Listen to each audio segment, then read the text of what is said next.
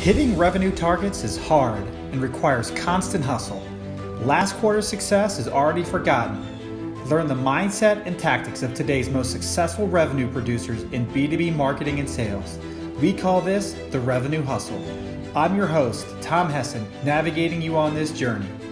Today's show is sponsored by 9 Lenses, an interactive assessment platform that enables you to add instant value to your buyers and allows your sales team to tailor business conversations focused on the pain points each and every time. Check them out at 9lenses.com. Hi, this is Tom Hessen with the Revenue Hustle and the CEO of 9 Lenses, and I have the distinct honor of having Heather Tenuto with me today on the Revenue Hustle. Heather, welcome to the show. Thanks for having me. Well, so let me give a little bit of intro to Heather and her awesome background. I'll let you elaborate, Heather. So Heather's currently the Chief Revenue Officer at Zift Solutions, which I'll let her describe what that amazing software platform does. Her previous role to that was the VP of Sales of SMB Services and Indirect Channels at Office Depot and Office Max. So I'm sure there's a really strong connection there. So you've got a long history of sales. Heather, give us a little bit more color on your roles and your background. Sure. So thanks again for having me. My career really started in indirect channels. I was a English major in college, so of course I didn't know what to do when I finished that. So my first real job was selling technology for a technology reseller, and things kind of happened from there. So I've spent a lot of time selling technology, especially through technology resellers, and got very interested in how that can affect sales acceleration. And before Office Depot, I was the channel chief at a few different tech companies. And so now I've kind of brought that all together. Right. Zift Solutions sells a platform that helps companies who sell through the channel manage their channels and help create revenue from their channels. Everything you need in order to accelerate revenue from channel partners, we can do on our platform. So my background in selling through the channel, purchasing that kind of software, and just in revenue acceleration in a direct way too, came together, and I found this great role about a year ago at Zift Solutions, and here I am talking to you. Well, I agree. That sounds like a great fit of all your experiences. So I'm excited to talk about your revenue rules. And for those of you that may be new to the show, we call these revenue rules, these core beliefs that our guests have as it relates to driving revenue, either from marketing or sales or both. And so, Heather, I'm just going to let you jump right in. What is your first revenue rule? Well, not surprisingly, it's about indirect revenue. So what my revenue rule is indirect channel revenue growth can only be achieved through highly defined partner roles and relationships. So that was a mouthful, so I'll say it again. Indirect channel revenue growth can only be achieved through highly defined partner roles and relationships. And I don't know much about channels, so I'm going to ask you a lot of questions. So tell us why you came to that, and what does that really mean? I know channel's hard. It's harder to sell through a channel, but just unpack that for us a little bit. Yeah, so it might be harder. I mean, I think selling in general is hard, right? But what I think happens is, and what I see happening a lot in my past roles and my current role, there are a lot of companies make the decision to sell through an indirect channel. And that usually comes out of running into some roadblocks in their direct selling strategy. So like, wouldn't it be cool if we could get people to sell this stuff for us? Is generally the first thought. And it is cool, right? It is cool to get people outside your company selling your stuff, but it's not easy, and it takes a lot of pre-work. It takes not only a lot of the same work you're doing for your direct sellers, but creating a great environment for partners that they want to be compelled to sell your products or your services. So there's some very fundamental work that needs to be done before you can start building your channel strategy. And what I find is a lot of suppliers that want to go this route to market miss some of those fundamental steps. And is that just because they don't know what they don't know? It just seems good and they just jump in and they just start picking anybody that's interested in selling their stuff, and then all these problems? Yeah, I think so. And I think sometimes it happens by accident, right? Like a partner calls and says, hey, we could sell this stuff. There's a few wins in the beginning, and it's like, we should be able to scale this, right? Because it happened once, let's make it happen again. But it doesn't always work that way, right? So you've got to put the work in the beginning to lay the foundation in order to make sure that the few successes you may have had in the beginning are going to be continued successes as you go on. And it's an investment, right? Like the return on investment is going to come, but it takes a little bit of time. And you want to make sure that you're decreasing that return on investment time frame by starting off on the right foot. Right. And is this just something that people just naturally step into? Just like you said, they just kind of go and they just learn this the hard way. And so what are some of the manifestations of the problem that you see when they're not that selective? Like it's just they hit a wall, like those clients, those early partners, they win a couple times, but then they just kind of die. Like what are some of the implications of not being highly defined when you pick your partners? Yeah, I think that's one of them, right? Like you hear from a partner, we think we can sell this, we have an opportunity, and it goes really well. Maybe they sell another one, and then all of a sudden there's nothing, right? So when that's happening, you know that you haven't done all the work you need to do in the beginning. I think that there's also um, if you're just hearing about excitement about the channel and not really seeing the proof points come through, um, that's another, I run into that all the time where there was so much excitement in the partner community about our product or service, and it just never really materialized. Channel sellers in the channel community are amazing people and they have a lot of energy. And focusing that energy and making sure it turns into revenue for your company is the work that has to be done. And so what are some of those steps? So if you think about Mm. like, what would you recommend if I was to, at Nine Lenses, we start a channel partner program, what are you advising me to do to kind of avoid this pitfall and to kind of really achieve the revenue growth? So that's a great question. The first step is really understanding the customer journey, not the partner journey, the customer journey. What journey do you want to take your prospects and customers on? And who are they? And how ideally do you want them to interact with your product and service? And so that knowing that, right, and having organizational alignment around that is a best practice for every company, not just companies that want to start channel programs. However, it's very rare that I've consulted or joined an organization and gone in and found that kind of alignment, right? One of my first moves, right, when I'm doing a consulting gig or starting a new role, I said, are we aligned on the customer journey? And you either get the answer, yes, we are. And then I say, okay, show it to me. And in a meeting, somebody shows it to me, somebody objects, right? There's not real alignment, right, around what that journey, what that customer looks like and what that journey is. And then sometimes people say, no, we're not. Like we argue about this all the time in the meetings, we're not aligned. So the first step is making sure everyone, marketing and sales and finance, is sort of aligned around who the customer is and what's the best experience for them. Then once you have that in place, you can start to talk about partners and what roles do we want partners to play. Is it just about bringing us new leads? Is it about helping us install? Is it about helping us do renewals? Is it about engagement and training?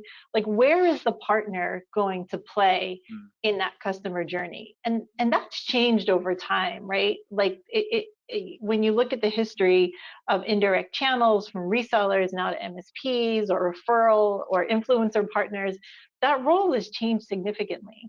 And it's different for every supplier.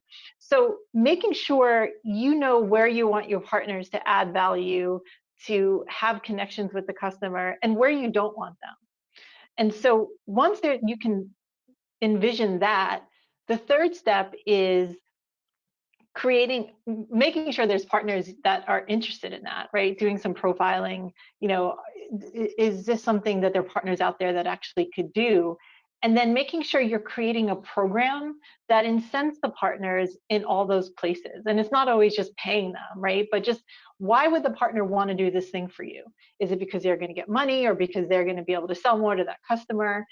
And so those are the three building blocks, I would say, that the hard work to make sure you're going to market, going to the channel with something solid. And there's a lot that comes after that, but those are the building blocks. Right. And so one of the things that I hear a lot about, both from selling and marketing, is the customer journey. And I think of that as the sales process that we're, you know, taking a customer down, which is different from their journey through, like, they're interacting with content or something on the web. You know, they may get introductions to the vendor through other, you know, people and places, and then, but they do have touch points with, you know, Nine Lenses or the vendor. And, you know, what are we talking about? What are we demonstrating? What's the sales process? Is it a free trial? Is it a, you know, is it a discovery call? All sorts of these things, and then they ultimately lead to a decision. Like, Mm-hmm. what do you see? How do you think about the customer journey, just from, you know, in the B2B space, not necessarily channel or direct, but just how do you think about the customer journey? When you say, are we aligned on the customer journey? What does that mean to you? Yeah. So I think it starts with what you just said. Like, the prospect or customer's very first interactions with us as a company, right? What do we look like on the web? How are we looking for these customers? How are they looking for us? So there's some attention, obviously, that needs to be paid there. And then for me, as a chief revenue officer, my whole life in sales, almost my whole life in sales, um, getting to that decision, I spent a lot of time thinking about what it needs to feel and look like for us and for the customer to get to that decision point. That's just the very beginning of the journey, especially in a recurring revenue world, which obviously there's a lot of that around today, because it's great to have recurring revenue, but at some point there's a renewal that has to happen. And there's the other thing is churn, right? Churn happens, and we could talk all day about, like, the effect that, you know, churn has on not only companies but their channels. So it's really everything from engaging with the customer through the decision. What's their experience going to be with us as they use our product or service? And then what about that renewal? How are we going to make sure that that's going to happen again and again and again? So it's really about all of it. And when I map this out, usually for people, the end point is the time they decide to churn. Like, we hope we never get there, but when we do, like, how is that going to go? And once we've defined everything through that, then I think you have a complete customer journey. Yes, yes. And I think sometimes it's common to not focus on the life as the customer as part of then the renewal, right? I think a lot of companies focus on the acquisition, but not too much in the subsequent parts of that journey. Yeah. Yeah. And that's a really big problem for partners, right? Because a lot of times partners are just not in it for what they're selling for you. They're in it for what all the other stuff they may be doing. So the fact that you're ignoring the customer experience once it's been decided, like, that's going to be a problem for the partner. And that's why it's really important we align on the whole journey with our channel strategy. Right. And then I can imagine, so creating the partner profile, that's kind of like step two, and that just takes some time and thought. And then how do you go about finding and reaching out to a partner, right? So I guess you start with people that may know you and you know them, and kind of the friends and family partner approach that fit the profile. But what are common tactics for reaching out and engaging partners? So there's great tools out there around partner profiling and finding the people, like, based on your criteria, finding the organizations that are going to be a good fit. And there are a few companies that do that very, very well. Once you find them, it's not very different than, you know, account-based marketing, right? And or selling. they have to see the value in doing business with you. So how do we communicate to those partners? We could use marketing automation tools, all the things we do for customers, we can do for partners. And then on the other side of that, we have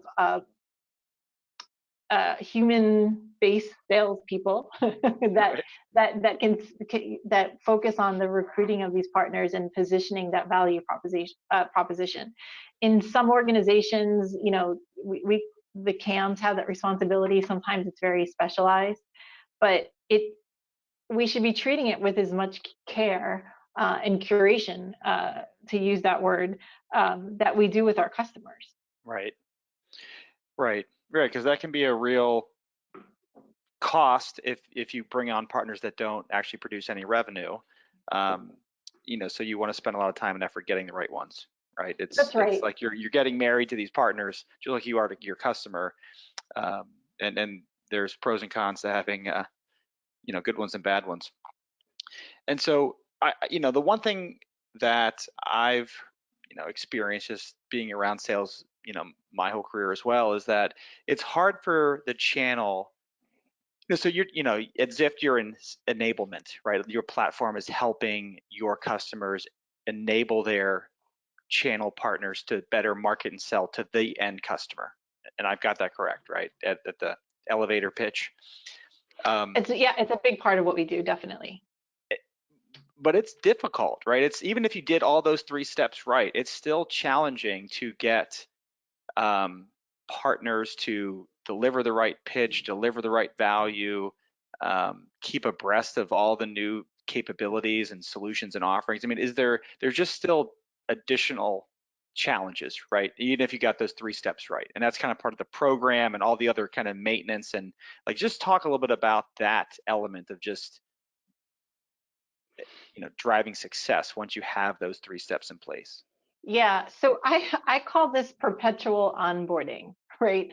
So like what we do is once we find the partner and convince the partner that you want to invest in a little bit with us, there's generally an onboarding program, and here's how we're going to teach you all the things about us and to make you successful selling our product or service. But it doesn't stop there, right? So there's a nurturing of that relationship, um, and then things change, right? And so the idea is to keep them engaged, right? Keep the partners enabled, which results in really good engagement, so that they're doing all the things that are going to produce revenue. The problem with that, and you said it before, if I don't have the right partners and I'm putting these resources into those partners, it's going to be very expensive, and I'm not going to have a good cost of acquisition of customers through an indirect channel. So we have to make sure we have the right partners, and we also have to use our resources wisely. So having a technology platform, which is something that Zift sells, but there's certainly others out there, that is going to automate as much of that as possible, and while creating a great experience for the partner, making you easy to do business with, is really important. Because back in the day when I'm talking 10, 15 years ago, let's just hire more people, right? Let's hire more channel account managers to nurture these partners not selling. Let's get someone in there. And some relationships are definitely worth that kind of investment. But taking your most valuable resources and focusing the CAMs and focusing them on the actual revenue driving activities, and not any of the administrative activities, right? And making marketing easy, is the way to go. And that's why thinking about this, a lot before we just start throwing bodies at the problem is really important. Right. And so having, what's that experience like to be the channel partner, right? Because it seems like you're always, it's easy to, at least for me, to envision what the vendor side is, because we're the ones building the solution and then trying to get other people to sell it. Like, what are some of the points coming from the channel to saying it's, whether it's hard to do business, or I can't keep up, or I don't know, how to go out and engage? Like, what are some of the challenges that they say about, a typical relationship? Like, what would you say their challenges are? Well, I think it depends on the industry, right? But when we're talking about, software or technology, the partners have a lot of choices, right? And it wasn't so 10 or 15 years ago. And so they could decide to partner with everybody, and I think we sort of went through that, and that doesn't really work for them. So they're looking at who's going to be their most strategic relationships, and these relationships are, they go to a somebody reminded me of this on LinkedIn, like the suppliers are trying to create these relationships with the partners, and that takes effort. The partners want to reciprocate, right? And there's only so many suppliers they can do that with. So the partners are feeling probably a little bit overwhelmed, right? They get lots of offers and lots of suppliers coming at them, especially if they have a robust customer base. And then, okay, I decide this product has a lot of value for my business. I'm going to partner. It becomes difficult. Like, channel programs can sometimes be really difficult to navigate and difficult to understand, and very administrative. And we hear a lot of complaints about that, right? Suppliers need to make it as simple as they possibly can. And what we've been saying a lot is a great partner experience is going to lead to a great customer experience. You've got to treat your partners like you want them to treat your customers. And so having these seamless interactions and making things easy, not hard to understand, not hard to implement, is really important. And I've been part of some channel organizations where we had to take a lot of complexity out of, you need these kinds of certifications unless you have 10 people, and then you need these kinds of certifications. And, if you want to market, we have a different platform for you to go do that. And manage 8 different logins to do business with us. Like, that has to go away. Right. It's got to be easier. Right, because it's hard enough, and then to add those extra layers of work, and it's just not going to get there. They're just going to go to another provider, another vendor, right? In Yeah. situations like that. Yeah, I mean, who's ever is the easiest to work with is going to win. And so suppliers are competing for partner attention, and often it's with, we have the best incentive program. But really, to me, what's more important than that, and obviously incentive has to be there, but it's, we're easy to do business with. You're not going to spend a lot of your precious time administrating or in administrative items of their program. And 2, we're going to help you make happy customers. Those are the places where we have to focus. Right. No, that's great. No, that's that's a deep dive channel. I don't know if that's a 101, 201, or 301 level class on channel right there you just gave us, Heather, but that was fantastic. So I think there's a lot of interest in channel, just because, like you said, it's an easy cost of sale from the solution side, at least seemingly, right? I don't have to hire salespeople. I can just partner with these organizations, and they can make the calls for us, or do the marketing and source opportunities, and I just get the contribution from their efforts. So it's definitely tempting for a lot of companies. I mean, we're doing it in a light way with very strategic partners at 9Lenses. So it's just something that I've been very keen on learning more about, and I'm glad you chose that as one of your revenue rules. So you had another fascinating rule that I want you to kind of transition to now, just about your experience as a sales manager and what it's like to lead a team of sellers. So I'm just going to let you take it from here. What's your second revenue rule? So my second revenue rule is sales managers are teachers, not bosses. And so a little context on why I think this. So I talked before how I spent almost my whole life in tech and channel sales, but I did take a break. I left sales, and for 2 years I worked on getting my master's degree while I taught high school English in a hard to staff school in New York City.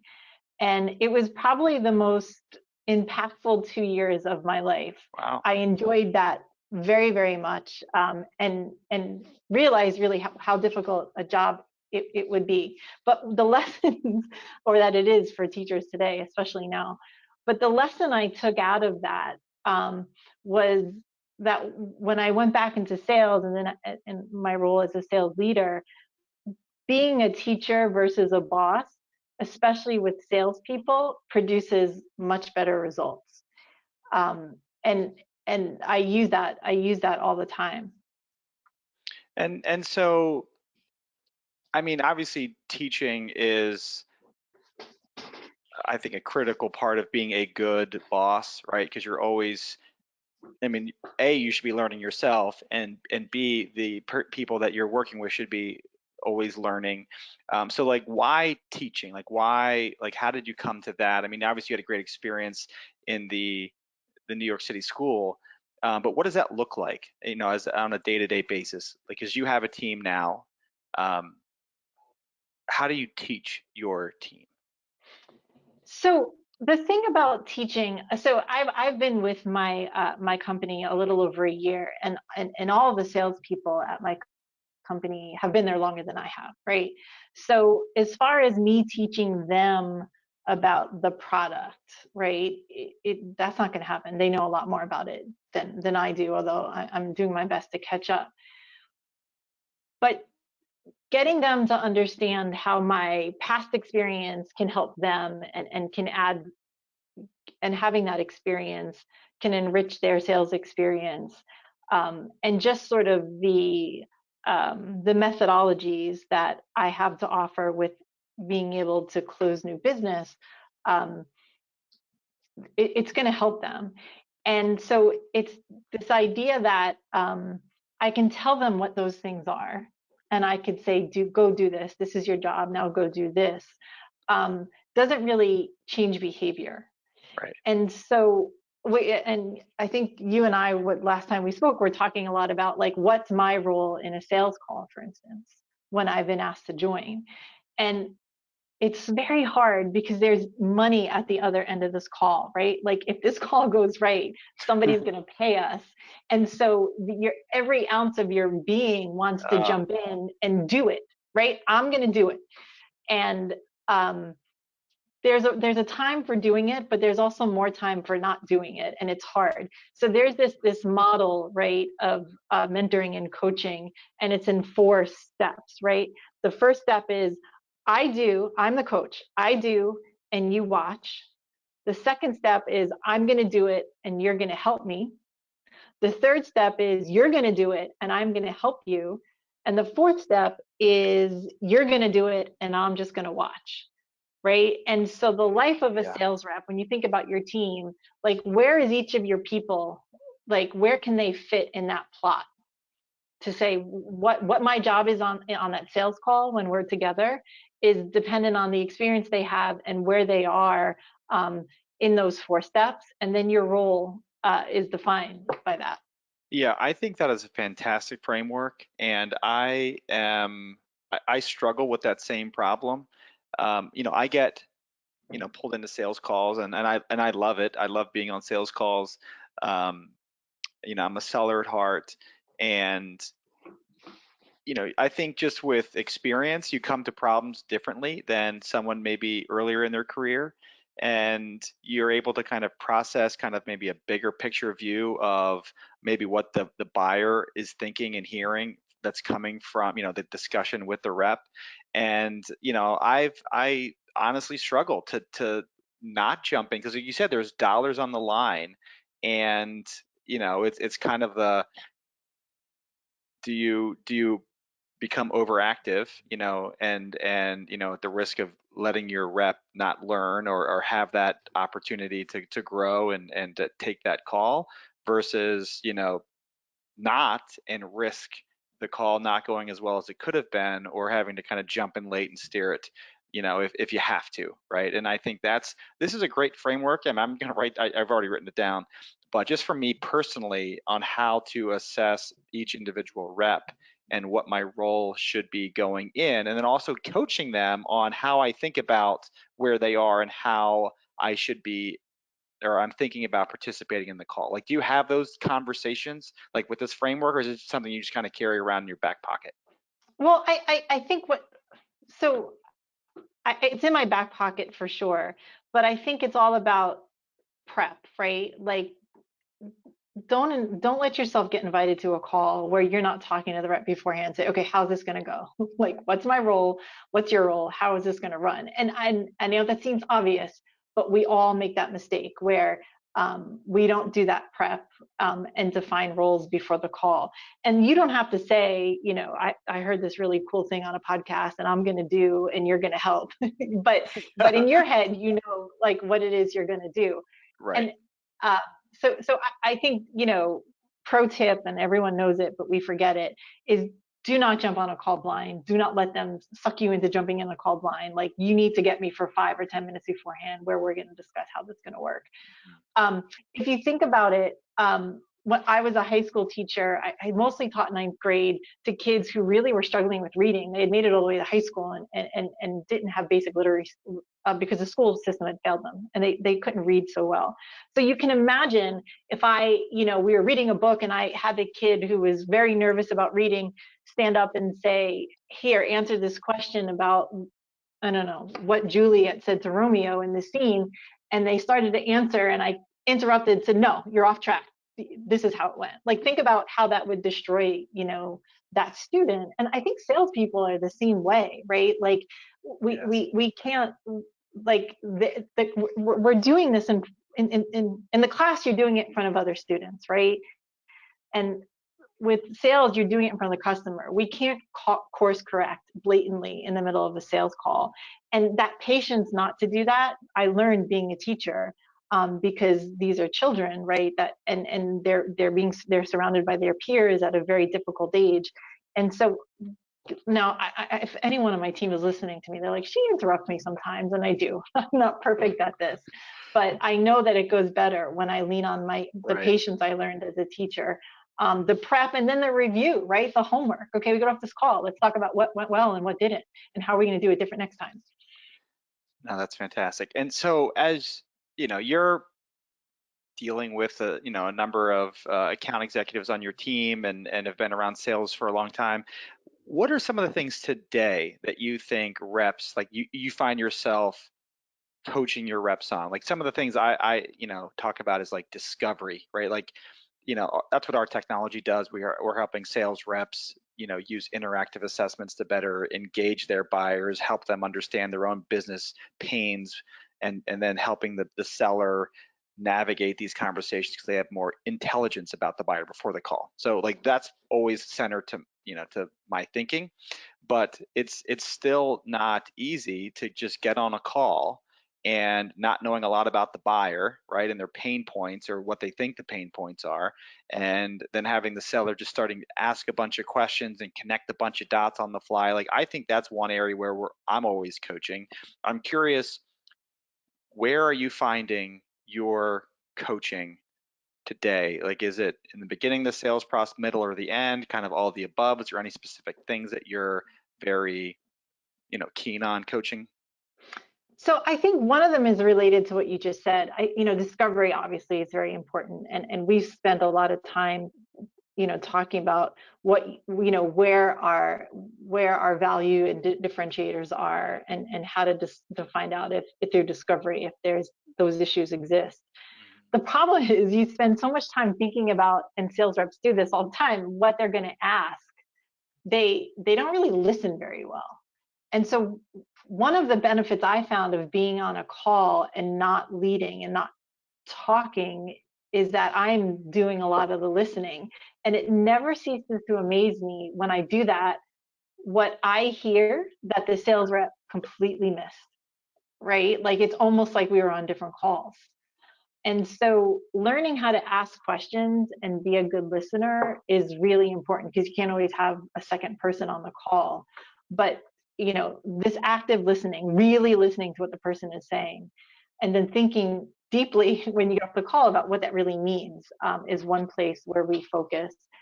I would say the other place is, I had a sales manager, and he would always say, price before value equals no sale every time.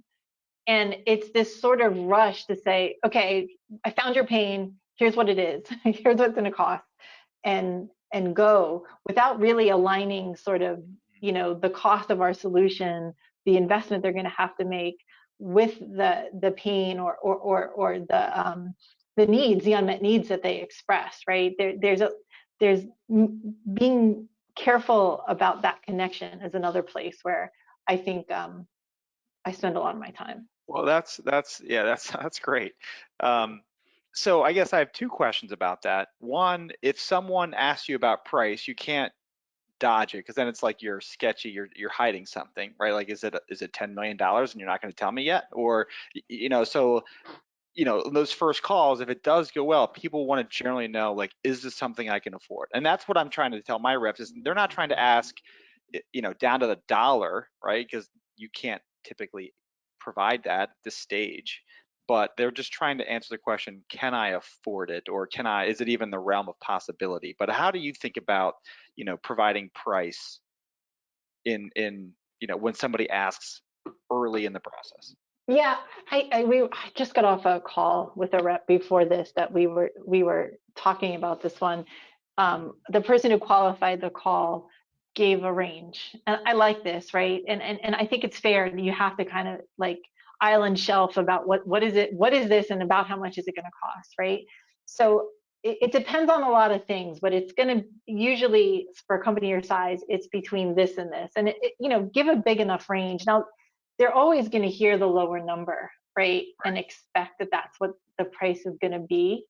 Um, but early on, I think you have to, not only for their own good, but yours, right? If someone really doesn't have that kind of cash, like you want to get them out of your life as Right. quickly as possible. So I think this bracketing methodology works. I would say to my reps though, like, you be careful because they're really only gonna hear the lower number, and so you're gonna have to take them there to where they actually might end up based on what their needs are. Like if they need certain things, then they're gonna have to pay for them. And I think that waiting, that's enough to kind of get you started, and then kind of coming with more concrete pricing as we go work sometimes. I mean, there's always a customer that wants the price list, or the Right. order form right from the beginning. And I think that's a tough one to win. Right. And then, I've heard, and I guess I've read this just about like the kind of the buckets where you can say, well, there are some companies or customers that will spend between A and B. We have some that will do B and C, and then some between D and E, right? And there's like three major buckets. And you could say, well, I don't think you're this one or that one, and start to just kind of narrow it down to like two out of the three. So you could either eliminate the low one or the high one, but you're also indicating that there's a lot of span, if that does exist. And again, I guess it does, just to what degree, but it allows you to give multiple ranges based on some high level classification of these buckets, which Yeah, no, I haven't. Yeah, I go think ahead. that's great. You should try it. Let me know how it goes. Okay. Then the other thing that I have implemented from a sales process, I'm curious because you're in software, is I find that a lot of software companies are always eager to rush to a demo. And I think Yeah. that is like I forget what you said is like it's like a guaranteed no sale. But if you are like trying to show the product in the first conversation, you don't even know what to show, or Yeah. or why are you showing it? It's all of a sudden about like clicks and modules, and it's you're not talking about business problems, and so that's always one thing I personally find is to push the demo back to when you're actually trying to solve a problem with it. I'm just curious, kind of what your view is on that. Yeah, no, I'm with you. So I've heard like, I think I agree with what you said. I want to push the demo as far back as I can. I've heard people suggest use the demo to do the discovery, and I think that's really hard. So I want to push the demo back as far as possible. And so, and we had this conversation this week, I guess yesterday, because I think it's Tuesday, right? Yeah. With my team. So you need some tools if you want to be able to do that. So when you're going through this discovery call, if it's just discovery and me asking questions, and then okay, we're done and we're going to schedule a demo, I don't, as a customer, necessarily feel like I got anything out of that call. Like I feel listened to, which is worth something. But so what we've done is start to put together, we know what our 8 pain points, or buckets of unmet needs, whatever you call them, we know what they are, right? And so if you've got pain in 3 of those 8 places, like, we can help you for sure. And so we've put together sort of a slide that outlines, what that feels like, and then what another one of our customers has done to solve it, right? So it's not a demo, but it's a proof point, like, oh yeah, Right. we've seen this before, and here's what we did. And so it may be visual, but not necessarily a demo.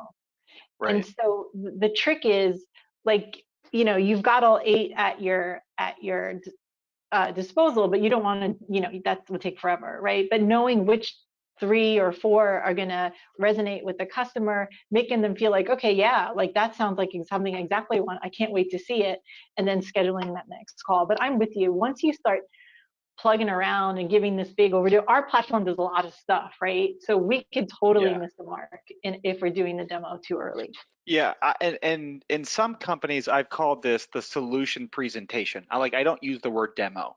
I just say it's a solution presentation because it's more, it drives home the point that this presentation of our software is really designed to solve your problems. And it just is, semantics sometimes can just change because everyone's like, request a demo on our website, so there's an expectation where they click the request a demo button, I need to do something, right? And in my perspective, that's just, hey, I want to have a conversation, but call a sales rep is probably not the best call to action button on a website for a software company anyway. And so Mm-hmm. anyway, it's just something that I've been trying to do, is just to reinforce the purpose of showing our software is, and I just call it the solution presentation in our sales process, just as another you know way to reinforce the purpose of showing them something in our software, not to quote unquote sell them.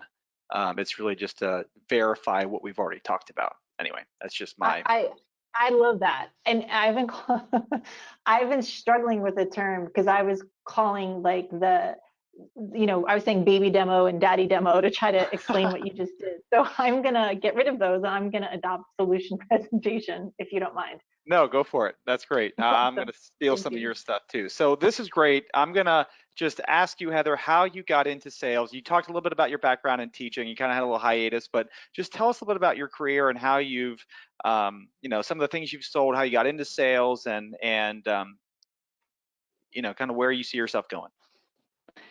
Yeah. So I told you I think I was an English major, right? And I graduated college, and I actually had to move back home because my mom was ill, and I was stuck in the house. And a friend came over, and he's like, "Gosh, you got to get out of the house." My dad is selling computer monitors out of the garage, and he needs someone to kind of help him with the billing. Why don't you just come by a few days a week and help him and get out of the house? And I was like, okay, that sounds good. I could walk there. And like within 6 months, we were on like a $3 million run rate out of the garage selling like monitors and Wow. keyboards. And I was just like, okay, like I found this is my thing. Like I'm good at this. And then I just went from there. So I've, except for that hiatus as a teacher, I've been selling since then.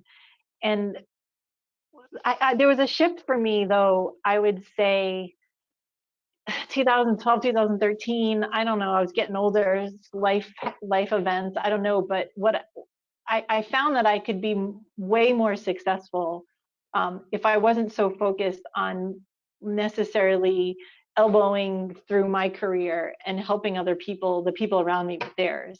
And it paid me back in spades, right? And so I found a couple of people in networks that I had shunned before, and just really started to focus on the sales community and the channel community. And it created a much better result for me of being a happy person and a successful sales leader. And so it's really hard because I feel like I was fighting my whole life, and just being able to take a step back and say, I'm going to put my network first for a while. It really did well. It really worked for me. Hmm. As far as where I go, I really love my job. I love being the chief revenue officer at Zift. And I think moving forward, whether I do this again or or some other job in the future, I'm very focused on culture and how that affects revenue growth. And so it'll always be with the company where I really like the people that I work with. Awesome. Well, thank you so much for your time and sharing the wisdom that you did today. This was a great conversation. You know, there's always things that I just can't foresee that we touch on, and you dropped some real knowledge bombs today. So thank you for taking the time, being on the Revenue Hustle, and let's do it again sometime in the near future. Sounds great. Thanks for having me. All right, you bet. Thank you. Bye-bye. Thank you for tuning in to the Revenue Hustle. This episode has been brought to you by 9 Lenses. Close more deals with interactive assessments. Check them out at 9lenses.com. See you next time.